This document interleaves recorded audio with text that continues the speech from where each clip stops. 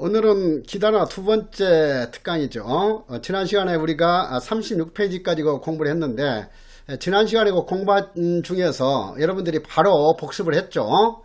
그런데 그 중에서도 특별히 헷갈리기 쉽거나 핵심적으로 확실하게 알아둘 부분 내가 지적을 해줄 테니까 다시 한번 확인하도록 하세요. 그래서 앞으로도는 그 전날 공부했던 내용들 여러분들이 곧바로 복습했다는 거 전제하에 내가 다시 한번 중요한 핵심 체크 내용들을 지적을 해줄 테니까 또 한번 그것을 확실하게 자기 실력으로 만들어 나가도록 하세요.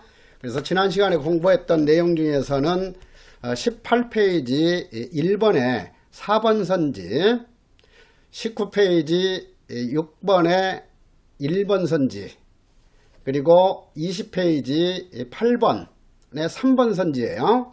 21페이지에서는 11번 4번 선지, 그리고 22페이지 13번 2번 선지, 14번에 있어서는 5번 선지예요. 그리고 24페이지 18번 문제 갱신 문제죠. 그래서 전체 문제 다시 한번 확인하고, 그 다음에 25페이지에 있어서는 21번, 그리고 27페이지에서도 26번, 그러니까 25페이지 21번 전체 문제하고 27페이지 26번 전체 문제, 그 다음에 29페이지로 넘어가지고 31번에 3번 선지예요. 그리고 32페이지로 넘어가면 39번 문제, 32페이지 39번, 그리고 34페이지로 넘어가서 42번 문제, 다음에 35페이지에 있어서는 45번에 3번 선지를 다시 한번 확실하게 체크를 해 놓도록 하세요. 자, 그러면은 오늘 37페이지 1번 문제 먼저 보시면은 현행법상, 자, 현행법상하고 형집행법상 이렇게 출제했을 때는 구분해야 되죠. 현행법상 하게 되면은 형의집행 및 수용자의 처우에 관한 법률이 됐건 시행령이 됐건 시행규칙이 됐건 아니면은 어떤 형법이 됐건 다른 특별법이 됐건 우리나라에서 어떠한 법에서든 규정하고 있는 내용이라면 다 맞는 내용으로 이렇게 될 수 있는 거예요. 그렇지만은 형의 집행 및 수용자 처우에 관한 법률상 이렇게 한계를 지은다면은 형의 집행 및 수용자의 처우에 관한 법률에서 규정이 없는 것은 그것은 틀린 선지가 되는 거죠. 자, 그래서 항상 먼저 이 설문의 취지를 명확하게 이해하는 그런 연습도 해 나가도록 하세요. 그래서 현행법상이니까 우리나라 전체 법에서 규정하고 있는 것을 기준으로 해서 문제를 풀자 하는 거죠. 자, 1번 수용자. 자, 그래서 이 수용자하고 항상 수형자 개념을 잘 구분하도록 해야 되죠. 그래서 수용자의 종류는 몇 종류가 있죠? 가장 기초적인 거. 그렇죠. 첫째, 수형자가 있고, 두 번째가 미결 수용자, 그리고 세 번째가 사형 확정자죠. 그러니까 형의 집행 및 수용자 처우에 관한 법률에서는 수용자를 3종류로 규정하고 있다. 맞아요? 틀려요? X지. 그렇죠? 그래서 수용자, 미결 수용자, 사형 확정자 이외에 적법한 절차에 따라서 교정시설에 수용된 사람까지 4종류다 하는 거고, 그 다음에 수형자의 범주에 있어서도 수형자라 하면 뭐예요? 징역, 금고, 구류가 확정돼서 교정시설에 수용된 사람과 노역장 유치명령을 받아서 교정시설에 수용된 사람까지 포함되는 거죠. 그런데 거기에 수형자에 사형 확정자를 집어넣는 함정은 항상 주의하세요. 사형 확정자는 수형자의 개념에는 속하지 않는 거예요. 그래서 다시 한번 그런 수용자와 수형자 항상 잘 구분하도록 하고, 그래서 수용자의 연령에 따라서 했는데 정확히 말하면은 형집행법 11조에 있어서는 수형자에 대해서 연령에 따라서 규정을 하고 있죠. 자, 그래서 수형자 연령에 따라서 19세 이상인 수형자는 교도소에 구분 수용한다고. 그리고 19세 이하가 아니라 19세 미만의 수형자는이죠. 수형자는 소년 교도소에 수용한다죠. 그리고 그 11조에 있어서 미결수용자는 구치소에 수용한다이지 구치소 또는 미결수용실에 수용한다가 아니에요. 그래서 형집행법 제11조의 그 규정 정확하게 알아두고, 그 다음에 또 한 가지 구분 수용 뭐예요? 그렇죠. 사형 확정자는 구치소 또는 교도소에 구분 수용한다지, 과거처럼 사형 확정자는 구치소 또는 미결수용실에 구분 수용한다가 아니에요. 그래서 그러한 11조에 있어서 구분 수용 기준, 이것은 확실하게 좀 알아두고, 그리고 형의 집행 및 수용자의 처우에 관한 법률에 있어서 교정시설의 종류 구분하는 문제 머지않아 출제가 돼요. 자, 그래서 형의 집행 및 수용자의 처우에 관한 법률 전체 규정에서 보게 되면 교정시설의 종류, 여자교도소 있어요, 없어요? 여자교도소도 없어요. 그래서 지금 형의 집행 및 수용자의 처우에 관한 법률로 기준을 하게 되면은 교정시설에 대해서 명시적으로 규정한 것은 방금 전에 확인했듯이 교도소, 소년교도소, 구치소이죠. 그리고 경찰서 유치장은 미결수용실에 준한다 라고 규정하고 있죠. 그렇지 노인교도소나 여자교도소나 직업훈련교도소나 그리고 이런 외국인 전용 교도소 이런 것에 대해서는 명시적인 것 규정을 두고 있지 않아요. 그래서 잘못하게 되면 이 청주 여자 교도소가 있기 때문에 형의 집행 및 수용자의 처우에 관한 법률에서 명시하고 있는 그 교정시설에 여자 교도소가 들어가는 걸로 착각할 수 있어요. 그런데 그 여자 교도소는 법무부와 그 소속기관 직제라는 대통령령에 근거해 가지고 별도로 이렇게 교도소, 구치소에 대해서 규정을 하고 있잖아요. 그러니까 현행법상으로 한다면은 여자 교도소도 교정시설의 종류에 규정되어 있다 이렇게 볼 수 있어요. 법무부와 그 소속기관 직제 규정이 있으니까. 그리고 이 경북 직업훈련교도소 이렇게 하듯이 직업훈련교도소도 법무부와 그 소속기관 직제상에 명시된 그 교정시설의 종류예요. 그렇지 형의 집행 및 수용자의 처우에 관한 법률에 있어서는 다시 한번 교도소, 구치소, 미결 수용실만 명시적으로 규정을 하고 있다 하는 거죠. 그래서 그 내용 가지고 응용하는 그 문제가 출제가 될 수 있으니까 확실하게 다시 한번 구분하도록 하세요. 그리고 이 천안 교도소가 외국인 전용 교도소로 지금 운영이 되고 있는데 외국인 전용 교도소라는 명칭으로는 명시되어 있지 않죠. 그래서 그런 점을 좀 주의하고, 그리고 천안 개방교도소도 개방교도소 이것도 법무부와 소속기관 직제에서 명시한 규정이지 형의 집행 및 수용자의 처우에 관한 법률상 그 규정이 아니에요.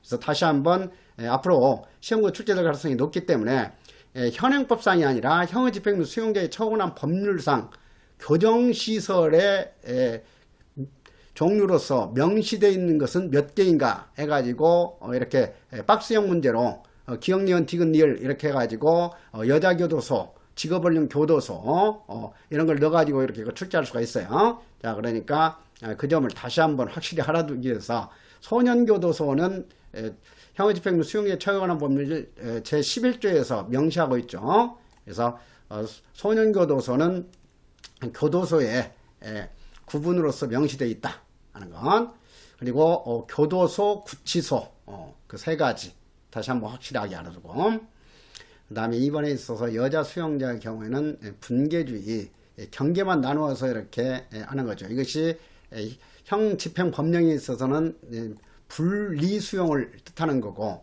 그 다음에 분리주의가 바로 구분수용이죠. 시설을 각각 다르게 구분해 가지고 수용하는 것이니까 분리주의가. 그래서 학문적인 그 개념에 있어서 분계주의하고 분리주의, 이것은 그 점에서는 그 구분할 필요가 있다. 자, 그리고 3번에 있어서 경찰 관서에 그 설치된 유치장은 미결수용실에 준하는 것으로 본다지 뭐 미결 수용실 또는 구치소에 준하는 것을 본다라든가 이렇게 응용해 가지고 함정 유도할 수 있으니까 그 점을 좀 주의하도록 하세요. 그리고 형집행법 11조에서 사형을 선고받은 자, 정확히 말하면 사형 선고를 받아 확정된 사람은 교도소 또는 구치소에 구분 수용한다. 이렇게 정확하게 규정을 하고 있죠. 그래서 그 점을 다시 한번 확인하도록. 자, 그 다음에 2번 문제에 있어서도 1번 강조했듯이 신설하는 교정시설의 수용인원은 2 내지 이상이 아니다 하는 점을 다시 한번 확인하고, 그 다음에 신설하는 새로 설치하는 소년원과 소년 분류심사원은 150명 이내이지 200명 이내가 아니죠. 뭐 100명 이내 이렇게 바꿀 수가 있으니까 그 점까지도 다시 한번 확인하도록 하고, 뭐 이번에 있어서 교도소장의 자문에 응하기 위해서 교정시설에 교정위원을 둔다 하는 것은 맞는 건가요? 자, 자문 기관은 교정자문위원회지 교정위원이 아니라고 그랬잖아요. 그래서 이 교정위원하고 교정자문위원회, 이것이 헷갈리기가 쉬우니까 그 점을 주의하고, 교정자문위원회는 지방교정청장의 자문에 응하기 위하여이죠. 그런데 역시 이 교정자문위원회에 있어서도 주의할 사항이 이 교도소장의 자문에 응하기 위해서 이렇게 함정을 유도할 수 있어요. 개정 전 내용하고 이렇게 헷갈리도록 하기 위해서. 그래서 그 점을 주의하고, 자, 그리고 이 교정위원회에 대해서는 교정자문위원회와는 달리 비교했죠. 교정위원은 둘 수 있다이지 둔다가 아니다. 그러나 교정자문위원회는 지방교정청에 둔다이죠. 그래서 다시 한번 이 교정자문위원회하고 교정위원제도, 그리고 교정위원이건 교정자문위원회 위원이건 취업지원협의회의 위원의 경우에는 법무부 장관이 위촉하는 것이지 지방교정청장이나 교정시설의 장이 위촉하는 게 아니다 하는 것도 확인을 했어요. 그러니까 지금 여러분들은 어떤 그 내용에 대해서 공부하려면 똑부러지게 확실하게 해야지 어중간하게 하게 되면은 오히려 시험장 들어가서 더욱더 헷갈릴 뿐이에요. 그래서 한 가지 그 주제를 공부하더라도 지금부터는 명확하게 어떠한 형태로 이렇게 함정을 유도한다고 하더라도 헷갈리지 않게끔 확실하게 그렇게 정리를 해 나가도록 해야 돼요. 그리고 4번에 있어서 법무부 장관은 매년 1회 이상 교정시설의 운영 실태를 순회점검하거나 소속 공무원으로 하여금 순회점검하게 하여야 한다. 자, 여기에서도 앞으로 출제될 것이 뭐냐 하면은 이 법무부 장관이 순회점검하는 것이지 지방교정청장이 순회점검하는 게 아니죠. 그래서 그 법무부 장관 주체 주의하고, 그리고 매년 1회 이것을 어떻게 바꿀 가능성이 많냐 하면은 매월 1회로 바꾸는 함정. 그것도 이미 아마 문제는 카드에 들어있을 거예요. 그래서 2024년에 그 오답선지 출제할 가능성이 많아요. 자, 그래서 그런 점을 항상 그 단위까지 주의하도록 해라. 아니면 매년 2회 이상 이렇게 바꿀 수가 있겠죠. 그래서 매년 1회 이상이지 매월 1회 이상이 아니다 하는 점 다시 한번 주의하고, 그리고 반드시 법무부 장관은 매년 1회 이상 교정시설의 운영 실태 등을 점검하기 위하여 순회점검해야 한다 하면 틀린 선지가 되죠. 왜? 법무부 장관이 직접 매년 1회 이상 해야 되는 것이 아니죠. 법무부 장관이 1회 이상 순회점검 하든지 아니면 소속 공무원으로 하여금 순회점검하게 하든지 하면 되는 거예요. 그렇지 반드시 법무부 장관이 1년에 1회 이상 몸소 순회점검을 해야 하는 것은 아니다. 자, 그래서 그런 그 내용들 이런 것들이 헷갈릴 수 있고 하기 때문에 다시 한번 확실하게 정리를 할 필요가 있죠. 자, 그리고 3번에 있어서 이것도 경비 등급 경비자가 들어가게 되면은 어떻게 암기를 했어요? 중일간 경비는 완화 개방이다. 이렇게 기억을 했죠. 중일간 경비는 완화 개방이다. 그런데 여기에서 두 가지가 있다고 그랬어요. 경비 등급을 기준으로 해서 교정시설 구분할 때 형집행법 57조에서도 이렇게 중일간 경비는 완화 개방이다 해가지고 교정시설을 4종류로 4단계로 구분하고 있다 했어요. 그리고 또 한 가지는 이 시행규칙 74조에 있어서 개방 경비 등급이 아니라 시행규칙 74조에 있어서는 경비 처우급에 대해서 규정하고 있죠. 그래서 경비 처우급도 네 종류로 규정을 하고 있다. 중일간 경비는 완화 개방이다. 자, 그래서 중경비 시설 또는 중경비 처우급, 일반 경비 시설 또는 일반 경비 처우급, 그 다음에 완화 경비 시설 또는 완화 경비 처우급이죠. 그리고 개방에서 주의하라고 그랬죠. 개방은 경비자가 들어가면 안 된다. 자율적으로 이렇게 생활할 수 있도록 수용생활을 할 수 있도록 하고 있기 때문에 개방에는 경비자가 들어가지 않는다고 그랬어요. 개방 시설 또는 개방 처우급이다. 개방 경비 처우급이 아니에요. 그래서 그 점을 다시 한번 중일간 경비는 완화 개방이다 해가지고 확실하게 상기를 해보도록 하고요. 자, 그래서 이 개방 시설 하게 되면은 도주 방지를 위한 통상적인 설비의 전부를 갖추지 아니한 시설만을 말하는 게 아니다. 여기서 주의할 것은 뭐예요? 전부 이렇게 갖추지 않아야만 개방 시설에 포함되는 것이 아니라 일부만 갖추지 않았어도 개방 시설에 포함된다 했기 때문에 다음과 시험에 있어서는 도주 방지를 위한 통상적인 설비의 전부를 갖추지 아니하고 통상적인 관리 감시에 전부를 하지 아니한 교정시설 이렇게 바꿔서 난도 높은 함정으로 출제할 수 있어요. 그렇게 하게 되면 X다 하는 것. 전부 또는 일부를 이지 전부를 갖추지 아니하는 것은 아니다 하는 것을 좀 주의하도록 하세요. 그 다음에 완화 경비 시설. 완화 경비 시설은 자율적인 활동이라고 했는데 여기 해설에서도 강조했듯이 자율적인 활동은 오로지 개방 시설에만 해당이 되고, 그리고 이 완화 경비 시설은 당연히 일반 경비 시설보다 완화한 교정 시설이지 중경비 시설보다 완화하는 교정 시설이 아니에요. 그렇게 또 응용해 가지고 함정 유도할 수 있으니까 주의하도록 하고, 일반 경비 시설이지 뭐예요? 보통 경비 시설이 아니죠. 그래서 일반을 보통으로 바꾸는 함정도 주의하세요. 그래서 중일간 경비는 완화 개방이다. 이렇게 연상 암기법을 활용할 필요가 있는 거예요. 그래서 이 일반 경비 시설은 도주 방지를 위한 통상적인 설비를 갖추고 있는 시설을 말하죠. 자, 그리고 중경비 시설 하면은 도주 방지 및 수용자의 상호 간의 접촉을 차단하는 설비를 강화하고, 그래서 접촉 차단이 들어가는 것은 오로지 중경비 시설에만 해당이 되는 것이다. 일반 경비 시설에도 접촉 차단은 들어갈 수 없어요. 그래서 그러한 점을 주의하도록 해라 하는 거. 자, 그래서 다시 한번 이것은 시행규칙 74조하고 같이 연결해 가지고 대비시켜서 정리하도록 해야 돼요. 그래서 시행규칙 74조에 있어서 다시 한번 최상급 가장 높은 수준의 그 처우, 가장 높은 수준의 처우가 당연히 개방 처우급이죠. 그리고 이 기본적인 처우가 적용되는 경비 처우급이 뭐예요? 기본적인 처우. 이게 함정이 될 수 있으니까. 그렇지. 기본적인 처우. 이것은 중경비 처우급이지 일반 경비 처우급이 아니에요. 그래서 그런 것들이 헷갈릴 수가 있으니까 다시 한번 시행규칙 74조. 그래서 일반 경비 처우급은 통상적인 수준의 그 처우이고, 그리고 일반 경비 처우급보다 수준을 높인 것이 바로 완화 경비 처우급이죠.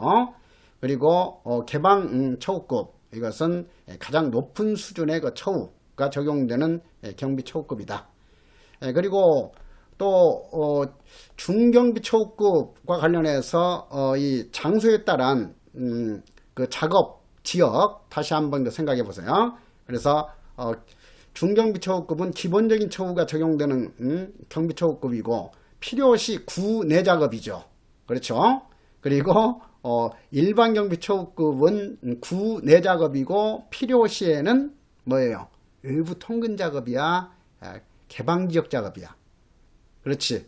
구내 작업 그 윗단계가 외부 통근 작업이 아니라 개방 지역이에요. 개방 지역 작업. 그래서 이 순간적으로 그 일부 통근 작업하고 개방 지역 작업이 그 순간적으로 헷갈리기 쉬워. 그러니까 다시 한번 그 단계별로.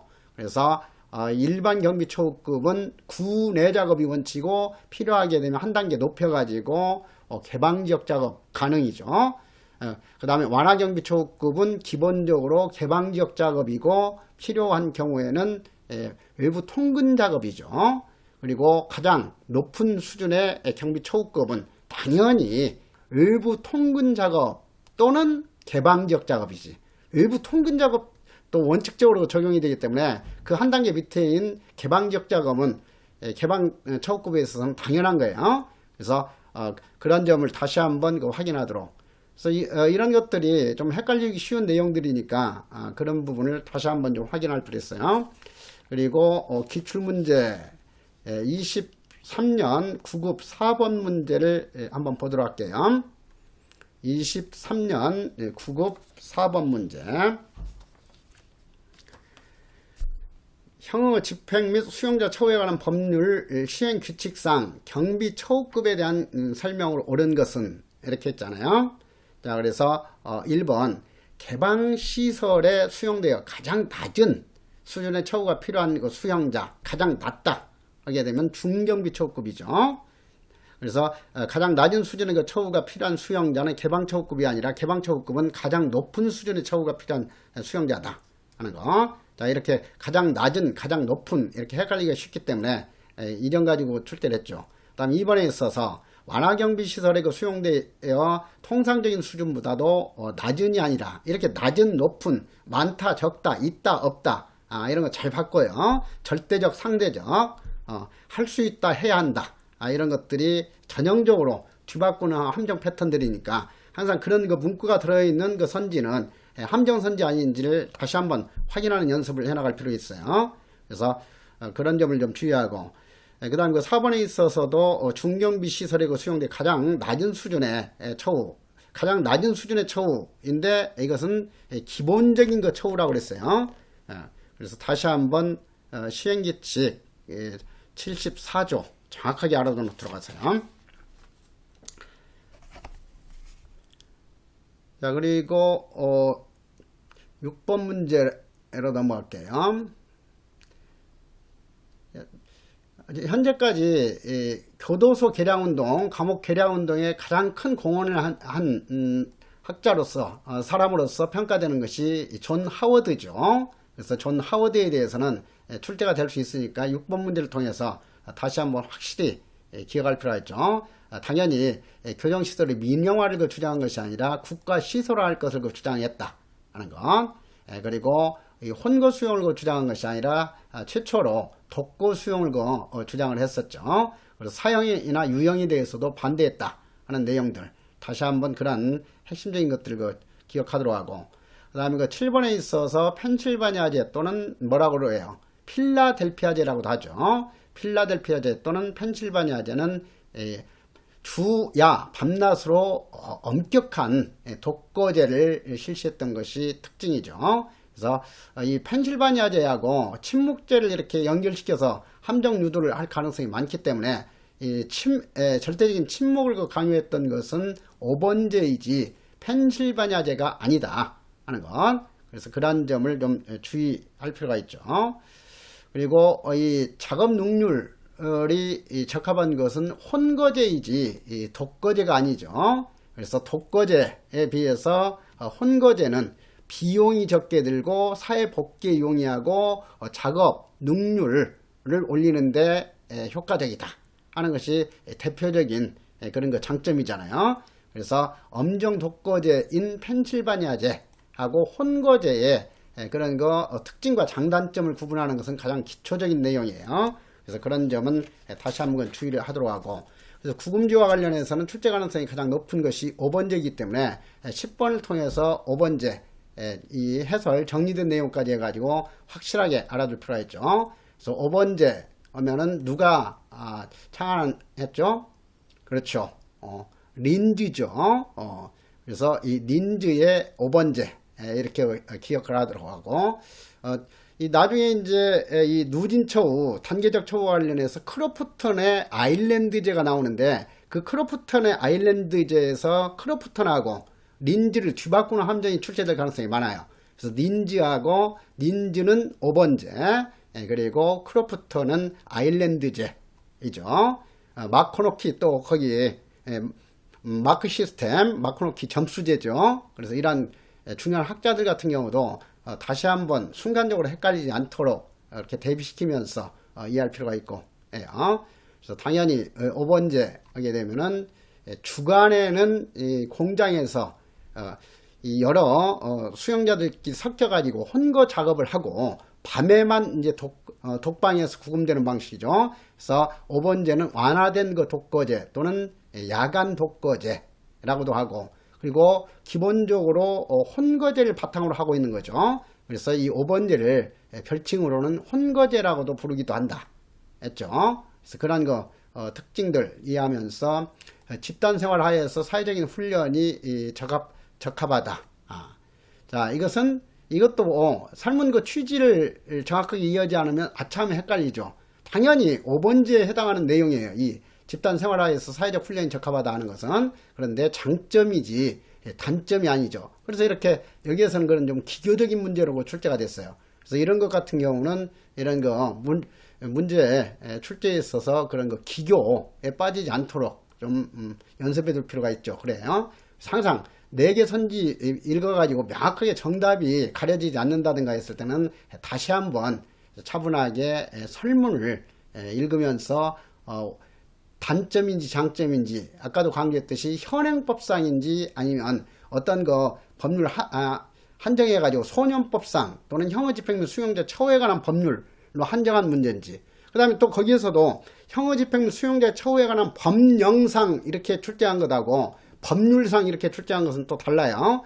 형의집행부 수용자 처우에 관한 법률상 이렇게 했다면 당연히 시행령이나 시행규칙에 있는 내용도 그 문제에 있어서는 틀린 내용이 되는 거야. 그렇지만은 형의집행부 수용자의 처우에 관한 법령상 이렇게 했다면 거기에는 법률, 형집행법뿐만 아니라 형집행법 시행령, 시행규칙까지 다 포함하는 용어가 형의집행부 수용자의 처우에 관한 법령상이에요. 그래서 그런 내용들도 기본적으로는 좀 익혀둘 필요가 있고, 항상 그 문제 풀다가도 헷갈린다든가 했을 때는 다시 한번 그 설문을 읽으면서 정확하게 문제를 좀 풀고 하도록 해야 돼요. 그리고 여러분들이 지금쯤 아마 그 가장 그 불안감이 커지는 그런 그 시기고 이렇게 한데, 이럴 때 여러분들이 그 안에 이제 공부했던 내용들을 다시 한번 그 총정리하면서도 기본서를 본다든가 이렇게 하게 되면 오히려 더 불안감만 커지고 그래요.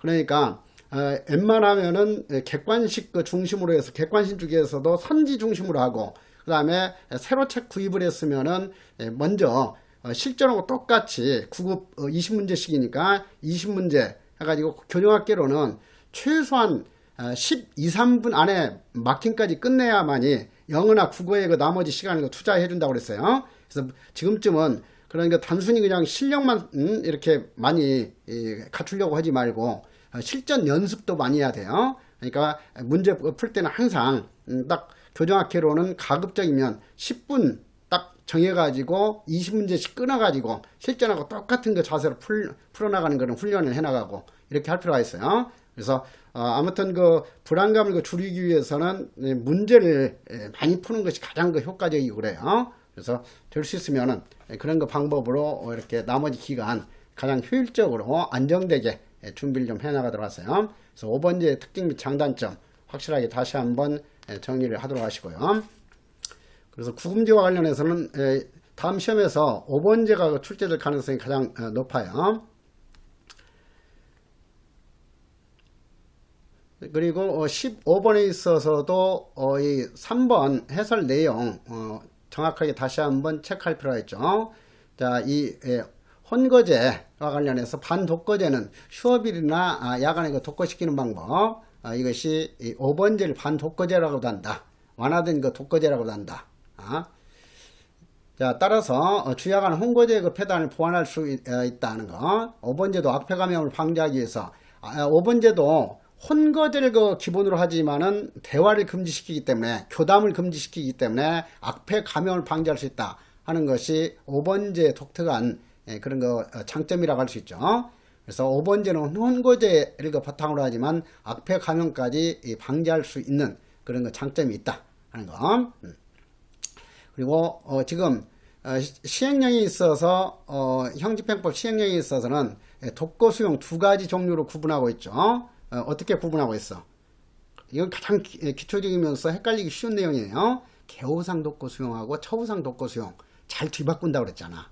그러니까 개호상 독거 수용인지 처우상 독거 수용인지 항상 딱 정확하게 구분하면서 그런 문제를 풀어야 돼요.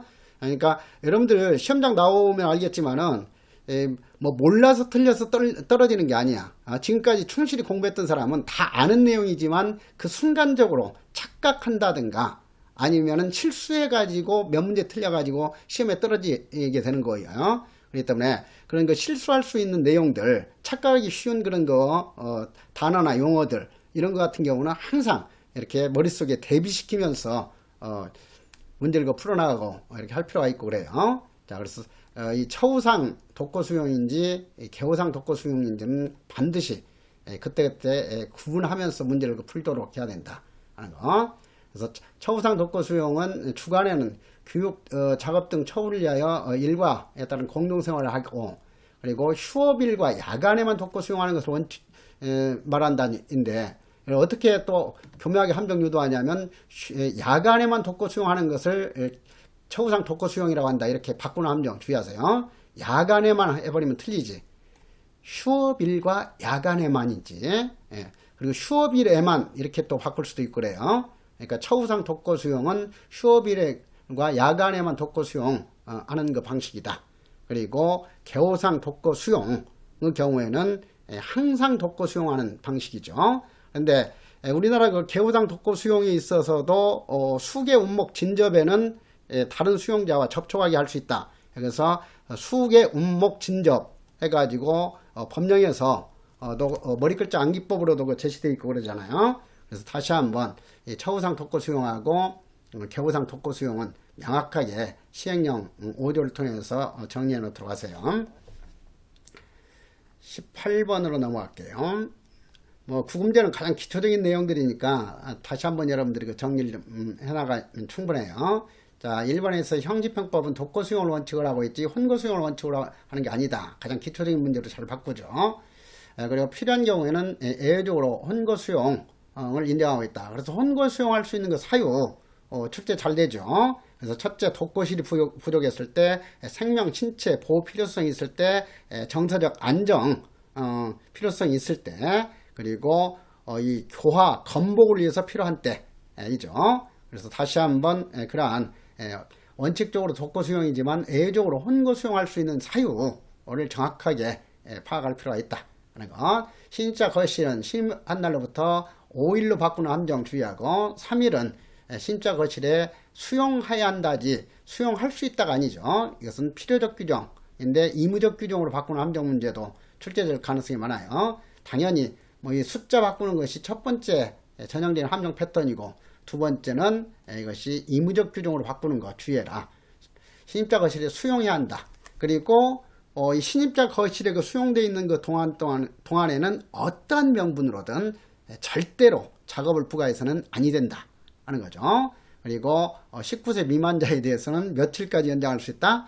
60일까지가 아니라 30일까지 연장할 수 있고, 이 19세 미만 수용자에 한해서만 30일까지 연장할 수 있다. 이렇게 하면 그것도 함정이야. 특히 필요한 경우에는 이 19세 미만이 아닌 수용자에 대해서도 30일까지 연장할 수 있는 거죠. 그러니까 19세 미만인 사람에 한해서만 30일까지 연장할 수 있다 하면 함정이라는 건, 기타 필요하다고 인정하는 사람에 대해서도 예외적으로는 30일까지 연장할 수 있다. 이 점 이거 주의하자 그랬어요. 그리고 노역장 유치 선고를 받은 자와 자유형 수용자는 혼거 수용하여서는 안 된다 하는 거였죠. 그런데 이것을 노역장 유치 선고를 받은 자는 혼거 수용하여서는 안 된다 하면 X라고 그랬어요. 노역장 유치 선고 받은 사람끼리는 혼거 수용해도 되니까 노역장 유치 선고를 받은 자는 헌거 수용해서는 아니 된다 하면 그래서 틀린 거죠. 노역장 유치 명령을 받은 사람하고 그리고 이 징역금고 구류 수용자를 이렇게 헌거 수용해서는 안 된다 하는 의미예요. 그래서 이런 것들 다시 한번 주의하고, 그리고 형집행법 11조에 있어서도 구치소에 대해서는 연령 구분 없이 미결 수용자를 구분하여 수용한다 이렇게 되어 있잖아요.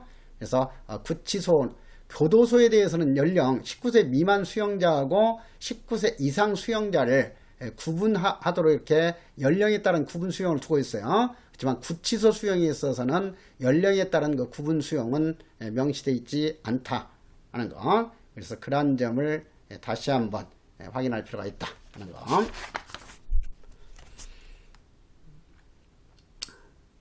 그리고 23번 문제 볼게요. 자, 23번에 있어서도 기본적으로 헌거 수용인은 2명 이상이 아니라 3명 이상이다 하는 건, 다만 반드시 헌거 수용은 3명 이상으로 한다가 아니라 그랬죠. 다만 요양이나 기타 부득이한 사정이 있는 경우에는 2명을 할 수 있다 하는 거예요. 애유를 한다 이렇게 되었으니까. 자, 그 다음에 이번에 있어서 처우상인지 개우상인지 항상 잘 구분하면서 문제 풀자. 자, 처우상 독거 수용이란 주, 야간, 일과에 따라 공동생활하게 하고 휴업일에만 강조했죠. 야간에만, 휴업일에만 함정이다 하는 건, 야간 또는 야간과 휴업일에만 독거 수용하는 것이 처우상 독거 수용이다 했어요. 그리고 아예 이 처우상하고 개우상을 이렇게 뒤바꾸는 함정 출제할 수 있으니까 주의하고, 그리고 개우상 독거 수용이라는 것은 사람의 생명, 신체 보호 또는 교정시설의 안전과 질서 유지를 위하여 시대운동, 목욕 시에도 예외 없이 독거 수용하는 것을 말한다. 그런데 우리나라에 있어서 개우상 독거 수용도 뭐라고 그랬어요? 수재, 운목, 진접의 경우에는 다른 수용자와 접촉하게 할 수 있다 했어요. 그래서 이것은 법령지가 36페이지에서도 머리글자 암기법으로까지 강조해 놨어요. 그래서 그런 점을 좀 주의하고,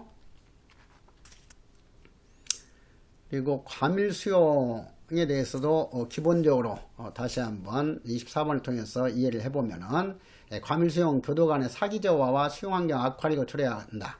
그래서 여러분들의 업무가 그만큼 늘어나기 때문에 교도관 1인당 3명이 적합한데 10명을 이렇게 관리하도록 한다든가 하게 되면 그만큼 업무 부담이 커져가지고 사기가 떨어지는 거고, 그리고 수용 환경이 악화돼가지고 교정사고 가능성이 높아진다 하는 거, 교화 개선이 어려워진다 하는 것이 과밀수용의 문제점이다 하는 건, 과밀수용 원인 중에는 인구 증가와 매스컴의 역할, 매스컴에서는 뭐 강경하게 처벌하도록 이렇게 여론을 조성하고 하는 거죠. 그래서 이런 매스컴의 그 역할로 인해서 과잉 수용되는 경우가 많다 하는 경우.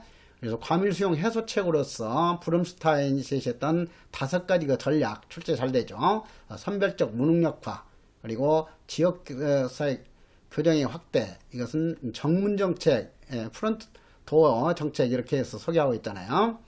그래서 과밀수용 해소 정책, 선별적 무능력화도 단기적으로는 과밀수용 해소에 도움이 된다 하는 거. 그러나 장기적으로는 선별적 무능력화는 과밀수용 해소에 도움이 되지 않는다는 비판도 있다 하는 것까지 공부를 했죠. 그리고 교정시설의 그 증설도 해결책이지만은 관료제적인 성향으로 곧바로 과밀수용 재현될 우려가 제기되고 있다 하는 거. 자, 그리고 교정의 주체성 확보를 통해서 과밀수용 문제를 해소하고자 하는 그 노력은 수용 공간의 확대와 관련돼서 강조되겠다. 이것도 좀 기교적인 문제죠. 그래서 이런 교정의 그 주체성 확보를 통해서 과밀수용 해소하는 것은 브룸스타인이 강조했던 것이 바로 이 사법 절차 과정의 개선이죠. 사법 절차 과정의 개선하고 이렇게 이 수용 공간의 확대, 증설로 이렇게 뒤바꿨어요. 그래서 이런 것 출제 기교를 좀 이해하도록 하고. 27번. 자, 그래서 이 정문 전략하고 후문 전략, 이것은 수용 인구의 감소 방법에는 정문 전략과 후문 전략이 있다 이렇게 공부하고 있죠. 뭐 정문 정책, 후문 정책인데 정확히 말하면 이 정문 정책은 뭐라고 그랬어요? 내가 기본 강의할 때 이 입소 억제 방법을 뜻하는 거죠. 처음부터 교정시설에 들어오는 것을 최소한도로 줄이는 것. 이것이 정문정책이다. 입소 억제 정책이다. 그러니까 이것은 사회 쪽을 활발하게 이렇게 대처시키는 거죠. 그래서 보호관찰로 전환한다든가 전자감시부 가택구금. 그러니까 전자감시부 가택구금.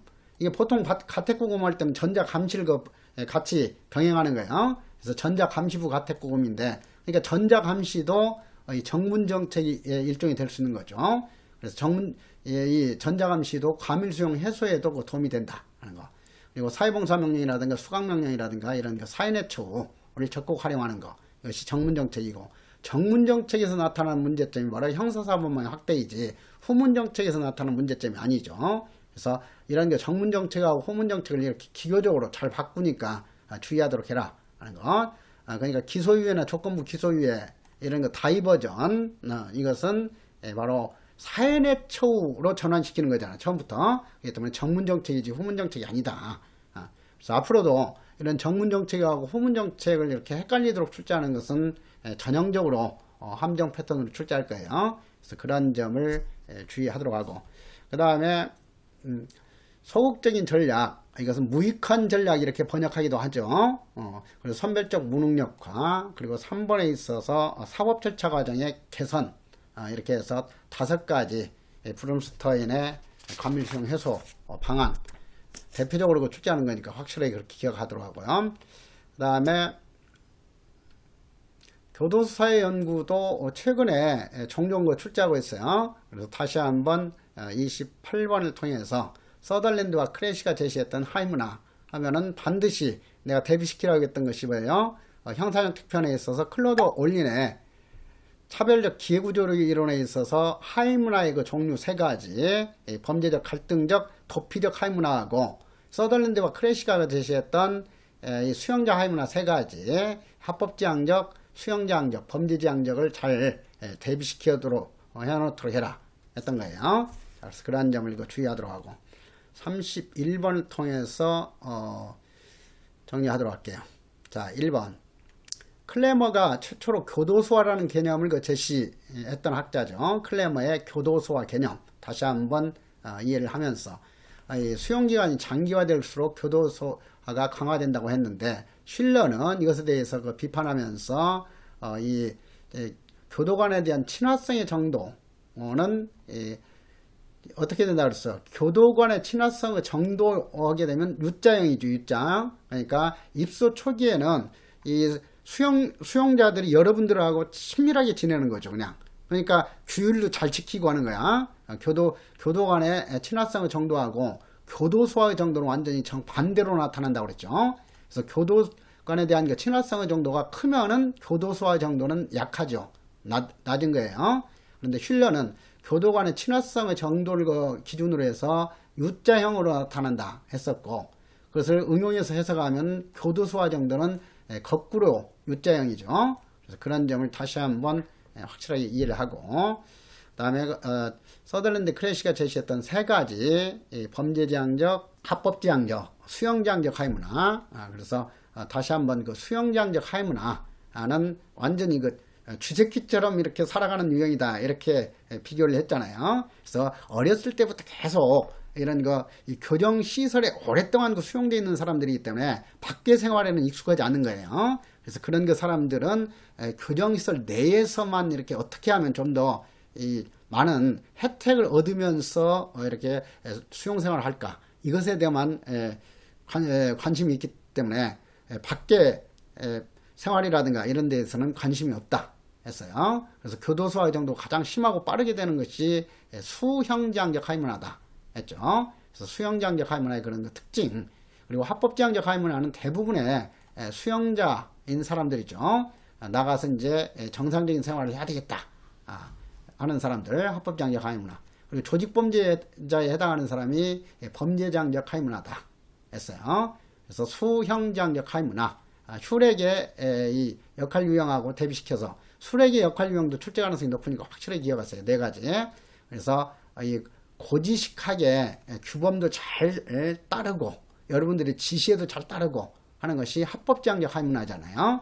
그래서 고지식한 자는 합법정적 하위문화. 그 다음에 범죄정적 하위문화에 해당하는 것이 조직범죄자들이죠. 수형자들에게는 이렇게 영웅처럼 대우받는 그런 유형들, 정의안. 교도관들에게는 항상 적대적으로 대하고 하는 것이 정의안이다. 그래서 범죄정적 하위문화에 해당하는 것.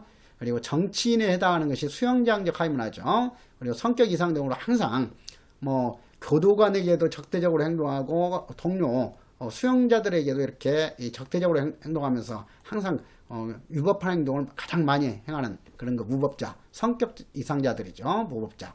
그래서 슈렉은 수용자의 역할 유형에 따라서 네 종류로 구분했다 하는 건. 그래서 슈렉과 사이크스의 그 수용자 유형 분류가 헷갈릴 수 있으니까 다시 한번 이렇게 대비시켜서 정리를 하도록 하세요. 자, 이것과 관련해서도 기출문제 23년 9급 17번 문제 한번 펴보세요. 23년 9급 17번 문제. 서덜랜드와 크래시가 제시했던 수용자 하위문화에 대해서 출제가 됐죠. 자, 1번 수용자들이 지향하는 가치를 기준으로 해서 하위문화를 구분했던 거예요. 그래서 그 세 가지 유형의 분류 기준 정확하게 이해하도록 하고. 자, 2번 범죄 지향적 하위문화를 수용하는 그 수용자들은 교도소 내에서의 지위 확보에만 관심을 가지는 것이 범죄 지향적이 아니라 수용 지향적 하위문화죠. 그리고 그 3번에 있어서 수용자들은 모범적으로 수용 생활을 하면서 성공적인 사회복귀 가능성이 높다는 것이 합법지향적이죠. 그리고 당연히 정의안에 가까운 것, 이것이 범죄 지향적 하위문화다 하는 거. 그래서 그런 부분들을 다시 한번 확인했고. 자, 그래서 이 교도사의 연구도 그런 핵심적인 내용 출제가 될 수 있고, 그 다음에 그 33번 슈렉의 역할 유형에 따른 거 분류하고 사이크스의 역할 유형 분류 이렇게 가장 출제 가능성이 높아요. 그래서 33번과 34번을 통해서 확실하게 알아두고.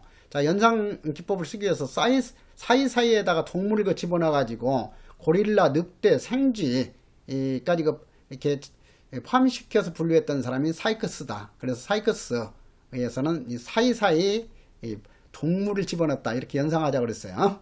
그래서 아무튼 조금 유치하겠지만은 항상 그 객관식 문제에 있어서는 이렇게 연상법을 써가지고 순간적으로 이렇게 헷갈리지 않도록 할 필요가 있어요. 그래서 사이크스의 역할 유형 분류인지 슈렉의 역할 유형 분류인지 이거 헷갈릴 수가 있기 때문에 예를 들면 사이크스는 고지식한 자, 기회주의자, 정치꾼, 무법자 이런 식으로 기회주의자는 해당되지 않죠. 그래서 슈멀리게의 분류니까. 그래서 다시 한번 그 정의안, 무법자, 정치꾼, 고지식한자로 분류한 사람은 슈렉이지 슈멀리거나 사이커스가 아니다. 사이커스는 사이사이에다가 생쥐, 고릴라, 늑대와 같은 동물을 집어넣어 가지고 역할 유형 분류를 했다. 자, 그런 정도로 기억을 해 놓도록 하시고요. 다음에 교정시설의 그 민영화와 관련해서도 강조했듯이 내년 시험에서 출제 가능성이 아주 높은 법률이 민영교도소법이니까요. 다시 한번 확인하고.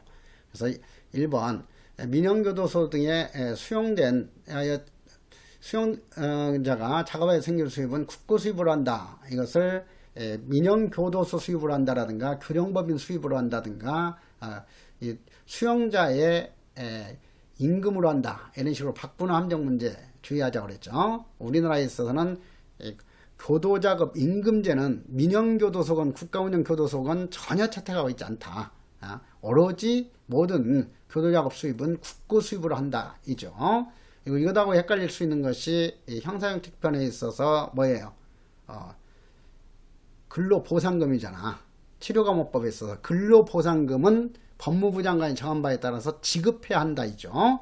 그리고 형집행법령에 있어서 작업장려금은 법무부 장관이 정한 바에 따라 지급할 수 있다였죠. 그래서 그러한 것들. 그래서 국고 수입으로 하지 않는 것은 이제 치료감호법에 있어서는 치료감호소 피치료감호자의 그 작업에 대해서는 근로보상금을 지급해야 한다. 이죠. 자, 그래서 그러한 점도 같이 연상시켜서 좀 대비시킬 필요가 있고요. 이번에 있어서 교정법인은 민형교도소에 수용되는 자에게 특별한 사유가 있다는 이유로 수용을 거절할 수 없다를 있다로 바꾸는 함정 문제 주의하세요. 없다죠. 그리고 4번에 있어서 교정법인은 위탁 업무를 수용할 때 같은 유형의 수용 관리하는 국가운영, 교도소 등과 동등한 수준으로 바꾸는 함정 문제 주의하세요. 동등한 수준 이상이지 동등한 수준의 교정 서비스를 제공해야 된다면 그것은 교묘한 함정 문제로 틀려요. 자, 그래서 그런 기교적인 것 특히 주의할 필요가 있어요. 자, 이것도 그런 거 법령과 관련된 내용들 주의할 사항들 체크를 하면서 다시 한번 확인하고요. 자, 47번을 통해서 정리를 하도록 할게요. 자, 1번 법장은 필요하다고 인정하면 교정 업무를 공공단체의, 이게 키워드라고 그랬죠. 공공단체의 법인단체 이렇게 바꾸는 함정 주의하세요. 의자를 빠뜨리는 함정. 그래서 교정 업무를 교정법인의 법인단체 뿐만 아니라 그 기관에게도 위탁할 수 있고 개인에게도 위탁할 수 있다. 다만 포괄 위탁해가지고 설치 운영하도록 하는 경우에는 오로지 법인에게만 위탁할 수 있다지 법인과 그 기관에게만 위탁할 수 있다라든가 법인 또는 단체에게만 위탁할 수 있다든가 이렇게 함정 유도하면 이것도 틀리기 쉬운 함정이 돼요. 그래서 그 점도 주의하도록 하고 그 다음에 우리가 첫 시간에서도 강조했듯이 이 10년 이상 20년 이하하고 그리고 비용 설치 비용 부담하지 않는 경우에는 1년 이상 5년 이하다. 그래서 1년 이상 5년 이하를 뭐 3년 이하로 바꾼다든가 이런 거 다시 한번 확인할 필요가 있고 하죠. 그리고 교정법인의 대표자는 그 교정법인이 운영하는 민형교도소의 장을 겸임할 수 없다 하는 거. 그래서 교정법인의 대표자는 민형교도소 장을 겸임할 수 없지만 교정법인의 이사는 민형교도소 장을 겸할 수 있죠. 자, 그래서 그 해설에서 강조해 놨듯이 이거 헷갈리지 않도록 항상 주의하세요. 그리고 4번에 있어서 교정법인의 업무를 지도 감독하며 법무부 장관 이것을 뭐 검찰총장으로 바꾼다든가 이렇게 하는 함정 문제도 출제되고 했잖아요. 그래서 항상 그 주체 민형교도소에 대해서 지시 명령권은 법무부 장관에게 있다. 그래서 법무부 장관은 민형교도소 업무와 그와 관련된 교정법인의 업무를 지도 감독하며 필요한 경우에 지시나 명령도 할 수 있다. 그리고 이 단서 가지고 또 응용할 거예요. 수용자에 대한 그 교육과 교화 프로그램에 관하여는 교정법인의 의견을 최대한 존중해야 한다지. 다만 수용자에 대한 그 교육과 교화 프로그램에 관하여는 지시나 명령을 할 수 없다가 아니라는 거. 자, 그런 점을 좀 주의를 하시면서 자, 이것도 기출문제 22년 7급 20번 문제 한번 펴보세요. 22년 7급 20번 문제. 자, 1번 보니까 민형교도소에 수용된 수용자가 작업에 생긴 수입은 교정법인의 수입을 한다. 이렇게 또 바꿨죠. 민형교도소 수입을 한다. 교정법인의 수입을 한다. 틀렸고 국고 수입을 한다. 자, 모든 그 교도작업 수입은 100% 국고 수입을 한다. 다시 한번 확인하고 그 다음에 2번에 있어서 대한민국 국민이 아닌 자는 민형교도소 직원으로 임명될 수는 없지만 이사는 될 수 있다고 그랬죠. 그래서 대한민국 국민이 아닌 자는 민형교도소의 직원이 될 수 없다는 것이지 교정법인의 이사가 될 수 없다가 아니다. 이런 것들이 헷갈리기 쉬워요. 그리고 4번에 있어서 교정법인의 대표자는 그 교정법인이 운영하는 민형교도소의 장이 될 수 있다. 없다, 있다. 잘 바꾼다고 그랬죠. 그렇지만은 교정법인의 이사는 민형교도소의 장이 될 수 있다 하는 건. 자, 그래서 그런 점을 헷갈리지 않도록 하라는 문제예요. 그리고 법적 추이와 권리 구제에 대해서도 최소한 2년에 한 번 정도는 그 문제가 출제가 되고 있죠. 자, 그래서 다시 한번 그 1번을 통해서 일반적인 거 권리 구제에 관한 기본 이론들, 우리나라에서는 전형적으로 명확하게 채택하고 있지 않지만 행영 옴부즈만 제도, 스웨덴에서 시작된 행영 옴부즈만 제도, 그리고 수용자 교충 처리위원회가 옴부즈만 제도의 그 취지를 살리기 위한 그 제도로서 지금 실무상에서 시행되고 있죠.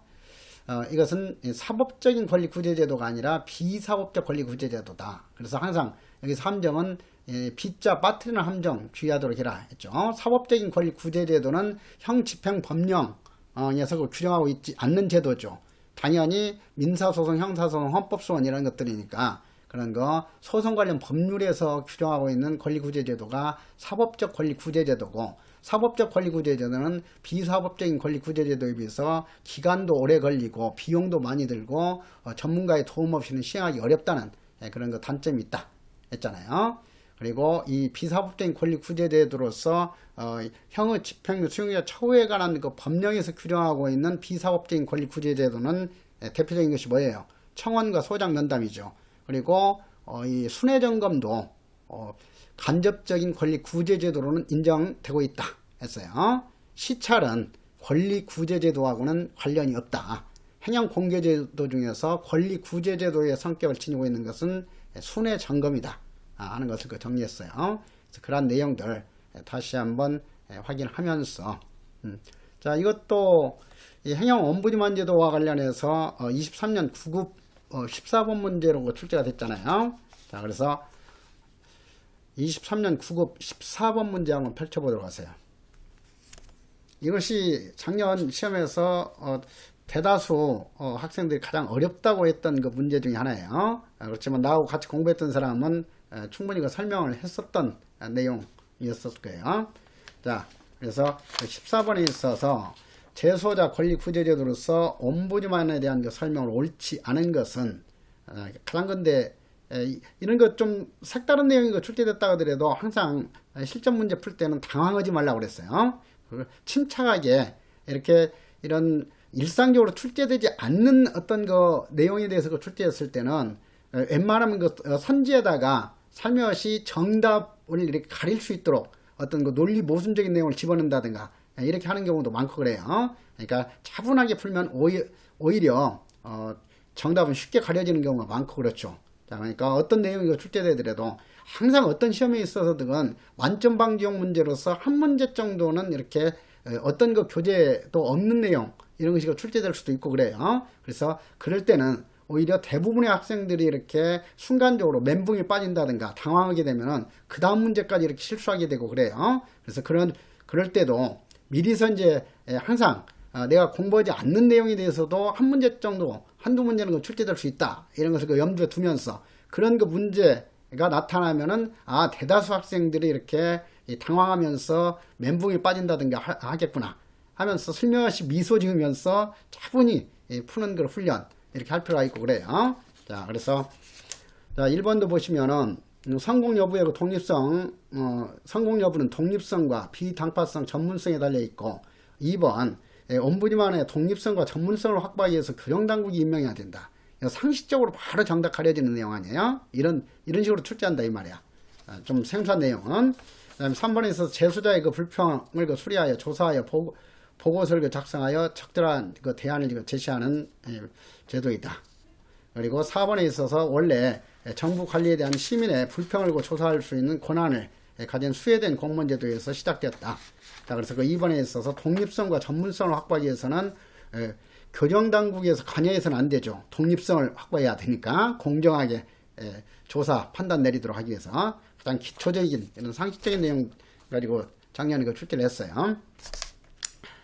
자, 저런 내용은 뭐 반복해서 출제할 만한 내용은 아니에요. 그러니까 그냥 저 기출문제 선에서 그 정도 내용만 알아두면 되는 거지, 행정ombudsman에 대해서 뭐 세부적으로 이렇게 파고든다든가 하는 교재에 있으면 그것은 잘못된 그런 거 방법 제시하는 거예요. 자, 그래서 그런 정도로만 알아두시더라고요.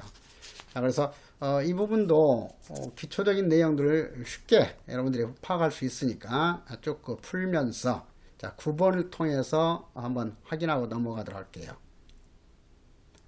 자, 이 청원에 대해서는 지금 형집행법령과 관련해서 세부적으로 자주 출제되는 거예요. 그래서 권리구제제도 중에서 출제 빈도가 가장 높은 것이 청원에 관한 문제다 하는 것을 염두에 두면서, 자, 1번 수용자는 그 처우에 대해서 불복하는 경우에 한해서만 청원 사유가 되는 거지, 그 처우에 관하여 청원할 수 있다면 틀린 함정이에요. 그래서 그 점 주의하라고 그랬죠.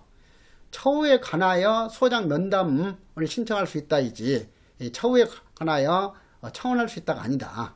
자, 그래서 청원 사유는 처우에 대한 불복이 있을 때만 청원할 수 있는 것이다 했어요. 어떤 그 제도 개선이라든가 이런 것에 대해서는 청원 사유가 될 수 없죠. 그래서 그 점을 주의하면서 청원 대상 기관은 법장, 순회점검 공무원, 관할 지방교정청장 아니지 순회점검 교정본부장을 집어넣는 함정, 그리고 또 소장을 집어넣는 함정이 전형적인 함정이잖아요.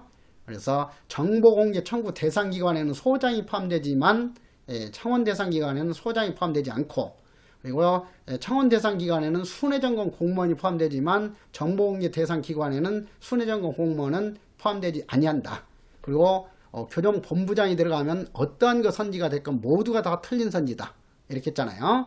그러니까 교정본부장이 들어가지고 유일하게 맞는 선지가 되는 것은 뭐였어요?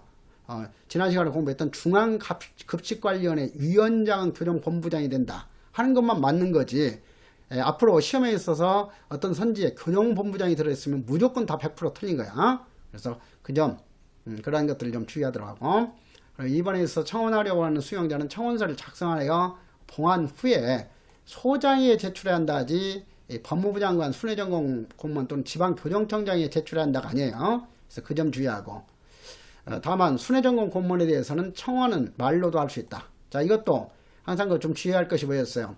법무부 장관과 지방교정청장에게는 문서로만 청원할 수 있고, 그리고 순회점검 공무원에게는 말로만 청원할 수 있다면 틀린다고 그랬죠. 순회점검 공무원에 대해서는 말로 할 수도 있고 문서로 할 수도 있으니까 그런 점을 주의하고, 그 다음에 청원에 대한 그 결정은 100% 문서로만 할 수 있다 했어요. 그래서 순회점검 공무원에 대한 청원 결정은 말 또는 문서로 할 수 있다든가 이렇게 또 함정을 유도하잖아요.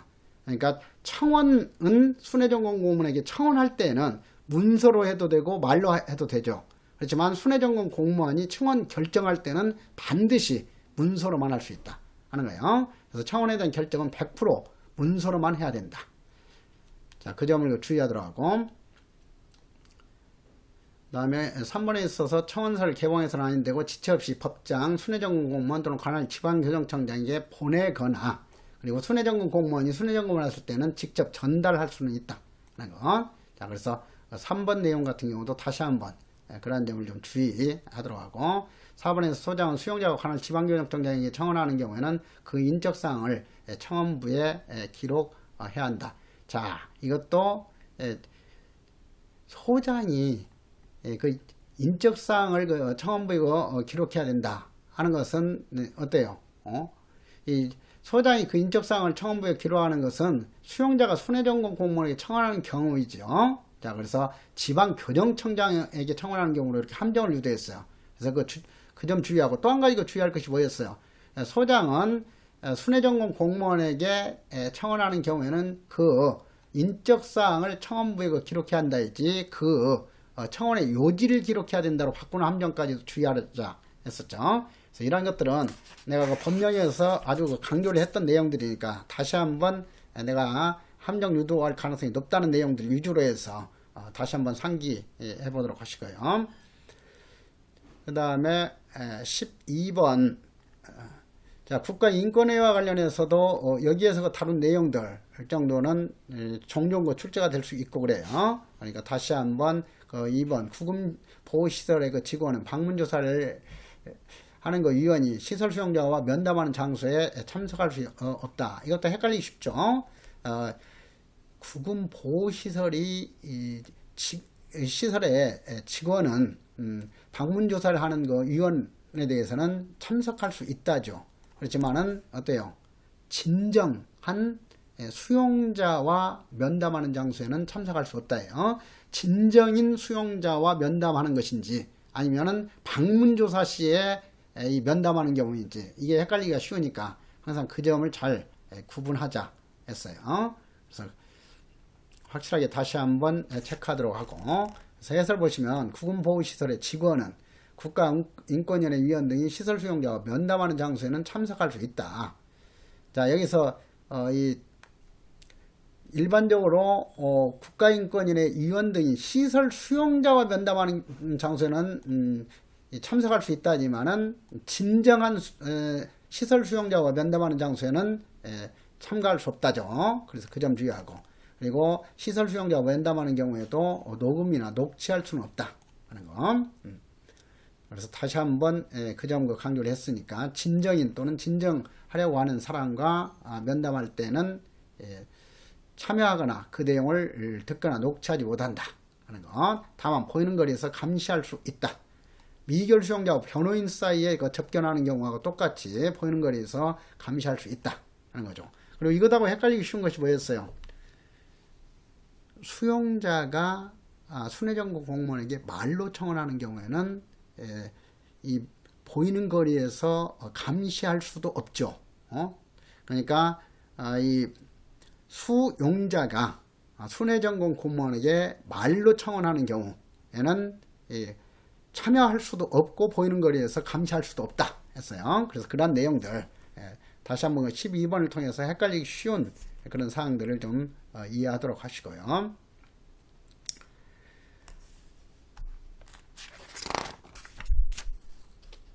그래서 권리구제제도에 대해서 그런 헷갈리기 쉬운 것 위주로 해서 다시 한번 체크하도록 하고요. 자, 21번 보시면은 형집행법상 수용자 권리구제 제도. 자, 1번에 있어서 소장 면담과 관련된 규정 확실하게 다시 한번 정리하세요. 소장은 정당한 사유 없이, 정당한 사유로가 아니야, 정당한 사유 없이 면담 사유를 밝히지 아니한 때는 면담을 거절할 수 있다죠. 거부할 수 있다. 자, 그래서 면담 거절 사유 다시 한번 주의하고, 자, 2번에 있어서도 수용자는 그 처우에 관하여 불복하는 경우까지 맞았죠. 그리고 법무부 장관 맞고, 순회전공 공무원 맞고, 근데 관할 지방 법원장. 자, 이것도 이렇게 살며시 이렇게 이 말바꿈 함정 문제, 이런 것은 이렇게 기교적이기 때문에 순간적으로 이렇게 틀리지, 몰라서 틀리진 않아요. 그래서 이런 말바꿈 함정, 이런 것들도 명확하게 이렇게 정답이 4개 선지 없을 때는 말바꿈 함정일 가능성이 높다 해가지고 다시 한번 이렇게 이 문제부터 차분하게 이렇게 읽어보면은 이런 함정들이 쉽게 눈에 띌 거예요. 그래서 관할 지방 법원장이 아니라 지방 교정청장을 이렇게 살며시 바꿨잖아요. 말바꿈 함정. 자, 이런 유형도 해마다 한두 문제씩은 출제되고 있어요. 자, 2번, 3번 수용자는 그 처우에 관하여 불복하여 순회점검 공무원에게 청원할 때는 청원서가 아닌 말로 할 수 있다. 그렇지만은 지방교정청장과 법무부 장관에게 청원할 때는 반드시 문서로만 해야 한다 했죠. 그리고 청원에 대해서 이 불이익을 받지 아니한다는 명시 규정을 두고 있죠. 그러니까 이 적법한 청원이나 소장 면담에만 해당되는 게 아니에요. 이 청원, 이건 진정이건 소장 면담이건 정당한 청원이건 부당한 그런 거 권리 구제 신청이건 불이익을 받지 않는다 하는 거. 그리고 또 시험에 있어서 청원하고 진정 헷갈리기 쉽다고 그랬죠. 그래서 청원은 형집행 법률상의 비사법적인 권리 구제 제도가 청원이고 국가인권위원회법상 비사법적인 권리 구제 제도가 진정이다. 근데 슬며시 이 진정하고 청원을 뒤바꿨을 때 함정에 빠지기 쉽다 했어요. 그래서 그러한 점을 다시 한번 주의하도록 하시고요. 자, 이것도 최근 기출문제 다루고 넘어갈게요. 23년 7급 4번 문제 펴보도록 하세요. 23년 7급 4번 문제. 자, 1번 소장은 수용자의 신청에 따라서 면담할 결과 처리가 필요한 사항이 있을 때 한해서는 그 결과를 수용자에게 알려야 된다 하는 것이 맞는 내용이죠. 그래서 면담할 결과 전체를 그 결과를 수용자에게 알려야 한다가 아니었어요. 처리가 필요한 사항이 있으면 이 부분에 밑줄 긋고, 이 부분이 키워드니까요. 처리가 필요한 사항이 있을 때 한해서는 그 결과를 수용자에게 알려야 한다 했고, 자, 이번에서 수용자는 순회전 공무원에게 말로 청원하여 순회전 공무원이 그 청원을 청취하는 경우에는 해당 교정시설의 교도관 참여한다 그랬는데, 말로 청원할 때는 절대로 참여할 수 없고 보이는 거리에서 감시할 수도 없다 했던 거. 자, 3번 불복하는 경우에는 법장, 순회점검 공무원 또는 소장에게 청원할 수 있다. 전향되는 함정이죠. 지방교정청장 대신에 소장으로 바꾸는 거. 그다음에 4번에 있어서 법무부 장관, 순회점검 공무원, 관할 지방교정청장에게 정보 공개를 할 수 있다. 순회점검 공무원은 청원 대상 기관이고 그리고 소장은 정보 공개 청구 대상 기관이다. 내가 강조했던 내용들 이것이 뭐 그렇게 똑같은 형식으로 출제가 됐잖아요. 그래서 그러한 점들을 주의하도록 하고요. 자, 그 다음에 교정 공개제도와 관련해서는 다시 한번 시찰 참관 순회점검이죠. 그래서 26번을 통해서 보시도록 할게요. 자, 1번 교정시설에 장한 판사검사 이외의 사람. 판사검사는 시찰권자죠. 그리고 판사검사 외의 사람이 교정시설 참관을 신청하는 경우는 그 성명, 직업 등을 나이, 참관 목적 등을 확인한 후에 허가 여부를 결정해야 된다. 누가? 소장이 허가하는 거죠. 그래서 참관의 허가권자는 소장이다. 외국인에 대해서도 소장이 허가한다예요. 다만 외국인의 경우에는 누구의 승인을 받아야 한다? 과거에는 법무부 장관의 승인을 받아야 됐어요. 외국인이 우리나라 교정시설 참관하고자 할 때는 법무부 장관의 승인을 받아야 한다 했었는데 이제는 지방교정청장의 승인을 받아야 한다기 때문에 그 점도 자주 출제가 될 거예요. 그렇지. 이런 경우 외국인이 우리나라 교정시설 참관하고자 하는 경우에는 지방교정청장의 허가를 받아야 된다. 이렇게 바꾸는 함정 주의하라고 그랬어. 그래서 그 점 주의하도록. 그래서 참관의 허가권자는 100% 교정시설의 장이다 하는 거. 그리고 판검사 외의 사람 교정시설 참관하려면 학술연구 등 정당한 이유를 명시해 가지고 지방교정청장이 아니라 당연히 교정시설의 장, 소장의 허가를 받아야 한다. 자, 판검사가 교정시설을 시찰한 경우 미리 신분을 나타내는 증표를 제시를 해야 된다. 누구에게? 교정시설의 장에게지 교도관에게 제시한다가 아니죠. 그 증표는 시설의 장에게 제시한다. 그리고 시찰부의 서명 날인은 이미 폐지가 됐다 하는 것. 자, 그 점도 좀 주의하라고 그랬어요. 자, 4번에 있어서 교정시설의 장은 판검사, 교정시설을 시찰한 경우 교도관이 시찰을 요구받는 장소에 안내하게 하고 그 기간은 시찰부에 기록해야 된다. 그래서 시찰부 들어가면 이제는 무조건 틀린 선지가 된다 했어요. 자, 그래서 그 점을 좀 다시 한번 확인하도록 했고요. 자, 27번 보시면은 법장은 교정시설의 설치 운영에 관한 업무의 일부를 법인 또는 개인에게도 위탁할 수 있고 법장은 교정시설의 운영, 교도관의 복무. 자, 그래서 순회점검 사항 3가지 기억하도록 하세요. 교정시설 운영에 관하여 그 순회점검하는 거고 교도관의 그 복무이지 교도관, 경비교도대가 여기 포함되면 이제는 틀리잖아요. 과거에 경비교도대가 있을 때는 교도관 또는 경비교도대의 복무 이렇게 돼 있었어. 자, 교도관의 복무이다 이제는. 그리고 이 수용자의 처우 및 인권 실태를 파악하기 때문에 이 순회점검은 간접적인 권리 구제 제도로의 성질을 지니고 있다 이렇게 보는 거예요. 수용자의 처우 및 인권 실태 파악. 자, 그리고 매월 1회 이상이 아니라 매년 1회 이상이다. 그리고 직접 1회 이상 반드시 해야 되는 것이 아니고 소속 공무원으로 하여금 순회점검하게 할 수도 있다 하는 것. 검사는 직무상 필요한 경우지 수시로 시찰할 수 있다가 아니라는 점 주의하라고 했어요. 검사 판사는 직무상 필요하면 시찰할 수 있다 하는 거.